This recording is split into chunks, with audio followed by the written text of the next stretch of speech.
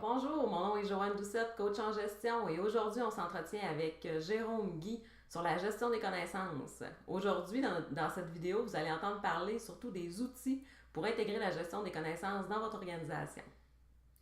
Premièrement, on pourrait y aller par étapes. La première étape, ça serait d'identifier nos connaissances dans l'organisation. OK, comment on fait ça? Moi, ce que je vous propose comme outil, c'est d'utiliser l'inventaire des connaissances. Donc, l'inventaire, c'est...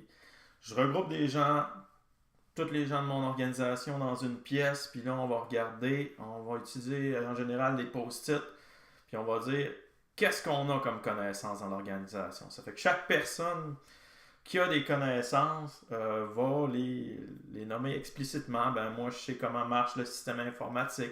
Moi, je sais comment utiliser cet équipement-là. Moi, je sais comment faire la paye. Ensuite, une fois qu'on va avoir les nommés, on va avoir identifié nos connaissances. Normalement, on devrait distribuer sur un mur, on devrait identifier les personnes qui ont... donc, identifier qui a cette connaissance-là dans l'organisation, ou sinon, où elle se trouve, par exemple. Est-ce qu'elle se trouve sur un serveur informatique? Est-ce qu'elle se trouve dans l'ordinateur de la secrétaire? Est-ce qu'elle se trouve dans un document papier de l'organisation?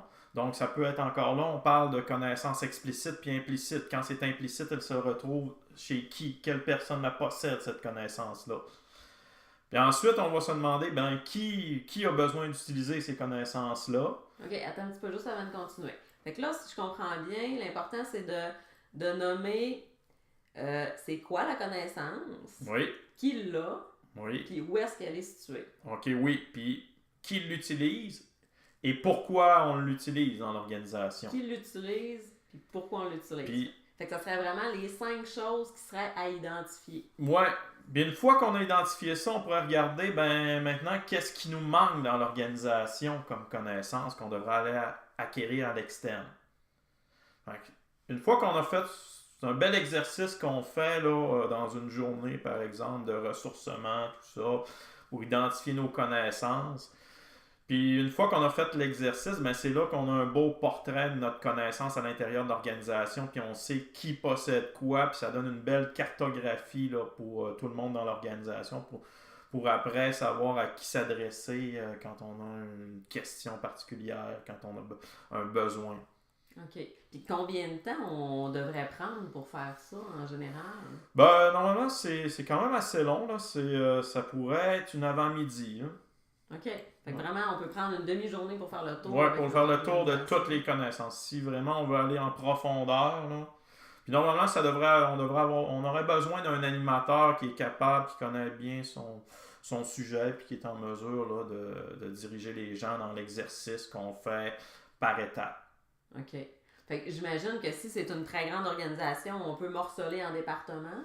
Effectivement, on devrait morceler si on n'est pas capable de tous les réunir en même temps. Par contre, à la fin, là, on devrait tout mettre ça ensemble puis avoir une cartographie générale de toutes les connaissances dans l'organisation. Puis là, à ce moment-là, on peut utiliser des outils là, de schématisation qui nous permettent là, de faire cette cartographie-là. As-tu des exemples d'outils qu'on peut utiliser? Tu peux avoir Visio, tu peux avoir plusieurs là, applications qui sont même sur les tablettes ou iPhone ou téléphone là, qui nous permettent de faire des schémas de connaissances. C'est assez simple. C'est des outils qui sont actuellement gratuits? En général gratuit, oui. Comme on pourrait parler de CMapTool, par exemple, qui est un bon outil gratuit là, pour faire des schémas. Des schémas, n'importe quel schéma. Donc, dans gestion de connaissances, on aime beaucoup ça, les schémas. OK. Bon, maintenant, Jérôme, qu'on a identifié nos connaissances. C'est quoi la prochaine étape? Là, on a dit qu'en identifiant nos connaissances, on identifiait aussi les manques dans l'organisation comme connaissances. Donc, comment est-ce qu'on va acquérir ces nouvelles connaissances-là? Moi, ce que je vous propose, c'est de participer à une communauté de pratique. Une communauté de pratique, c'est en fait d'autres entreprises du même secteur ou des entreprises qui vivent des problématiques semblables à la vôtre, donc ils se réunissent, Puis souvent vont avoir des activités de formation. Souvent, ça va être en lien avec des associations de secteurs, par exemple. Ça va être des chambres de commerce, des associations de commerçants régionaux. Donc, l'idée, c'est de se mettre en réseau avec des personnes qui vivent les mêmes problématiques que nous pour partager de l'information. Mais c'est pas tout là, d'avoir sa carte d'une association. Il faut participer aux activités. Il faut que cette association-là vive puis se partage l'information pour avoir une véritable communauté de pratique. OK. Un exemple de ça pourrait être aussi par Entreprendre Saglac, Oui. Saguenay-Lac-Saint-Jean. Saguenay-Lac-Saint-Jean, qui est une organisation là, pour les entrepreneurs, des entrepreneurs qui se regroupent et qui partagent en fait leurs connaissances. Sur des thèmes précis. Oui. Donc, c'est comme de l'auto-formation par les pairs. C'est l'auto-formation par les pairs. Donc, on vient acquérir de la connaissance qu'on n'avait pas. Une autre façon plus traditionnelle, je dirais, c'est de s'inscrire à des formations que donnent les institutions d'enseignement, par exemple. Oui. Suivre des formations en ligne. Oui, oui, effectivement, ça en fait comme partie celle d'aujourd'hui. D'acquérir de la connaissance dans notre organisme. Alors maintenant, on a identifié, on a appris comment acquérir des connaissances. La prochaine étape, Jérôme? Ben, on parle de structurer les connaissances. Mais acquérir, donc, vous allez continuer à le faire toujours en continu. Mais une fois que vous avez identifié vos connaissances, normalement, vous devriez les structurer. Structurer, on a parlé de schéma tout à l'heure, donc faire des beaux schémas qui visualisent où sont la connaissance, tout ça. On aime ça, donc continuez à faire ça, des schémas qui vont être bons pour tout le monde dans l'organisation, qui vont être partagés. Structurer, ça veut dire aussi créer des guides de procédure. T'sais, on a identifié qui avait l'information. Maintenant, quelle information qu'on aimerait ça qu'elle soit explicite puis accessible à tout le monde. On veut la garder, donc on peut à ce moment-là en faire des guides et procédures. C'est un travail qui est très très long, donc il ne faudrait pas tout mettre en procédure. Idéalement, on devrait spécifier, cibler vraiment qu'est-ce qui est vraiment important, qu'est-ce qui est critique dans l'organisation à mettre en procédure. Il y a également maintenant où on va trouver l'information.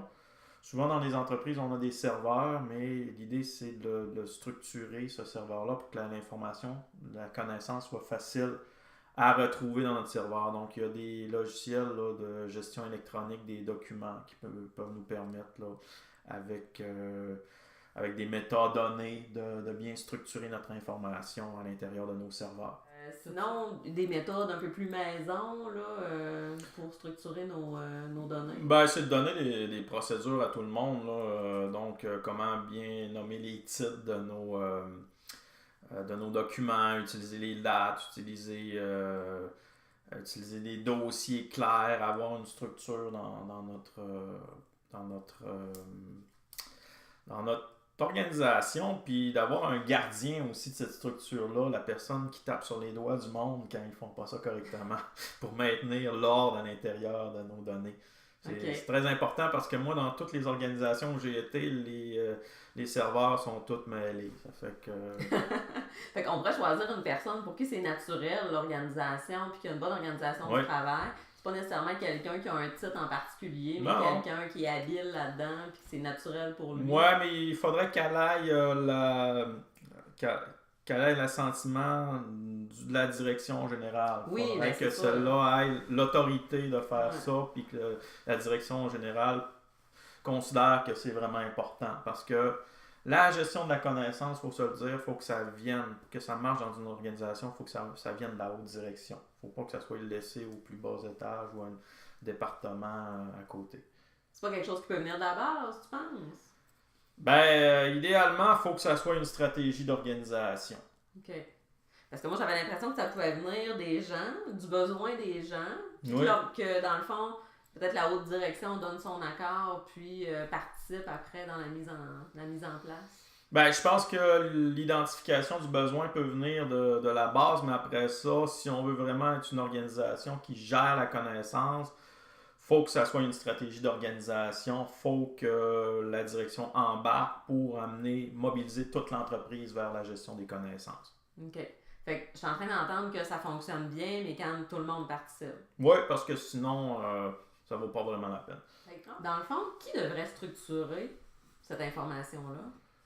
En fait, qui devrait faire les procédures? Premièrement, il devrait y avoir là, une politique, une stratégie, quelqu'un qui identifie comment est-ce qu'on fait ça, les politiques dans l'organisation, comment qu'on les monte, puis c'est quoi les standards. OK. Ça pourrait être un espèce de canevas? Ça pourrait être un canevas de procédure.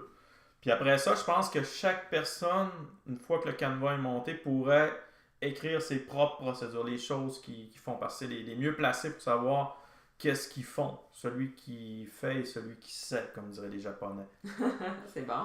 Donc, donc c'est ça. Donc, chaque personne pourrait faire ses propres procédures selon ce qu'il fait dans l'organisation.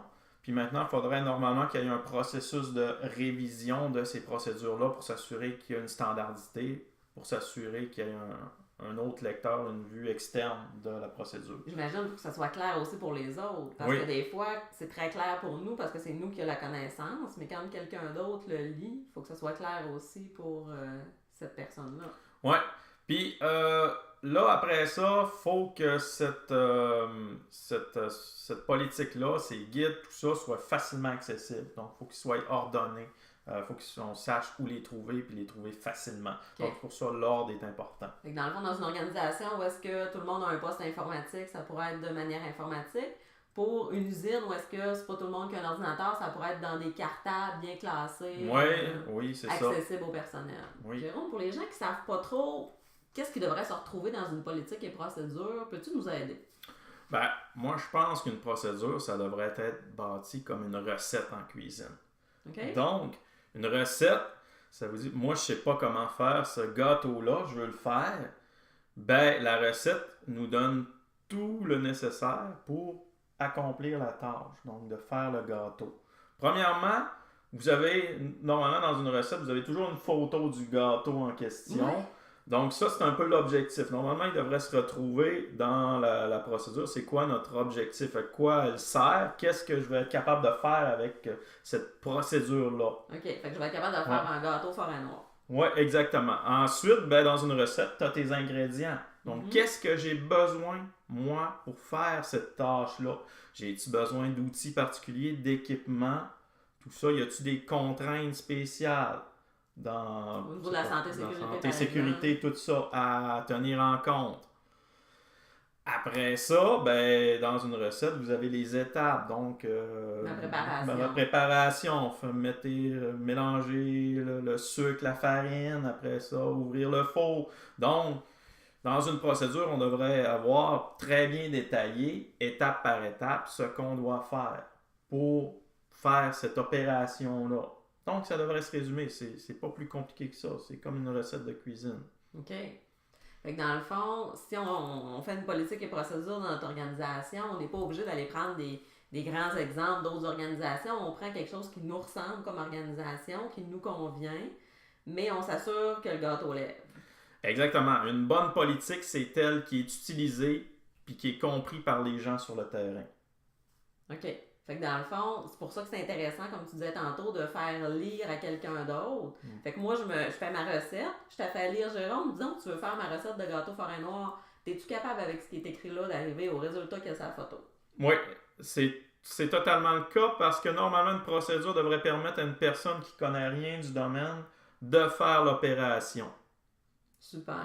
Merci pour cet exemple-là, c'est parlant. Ça fait plaisir.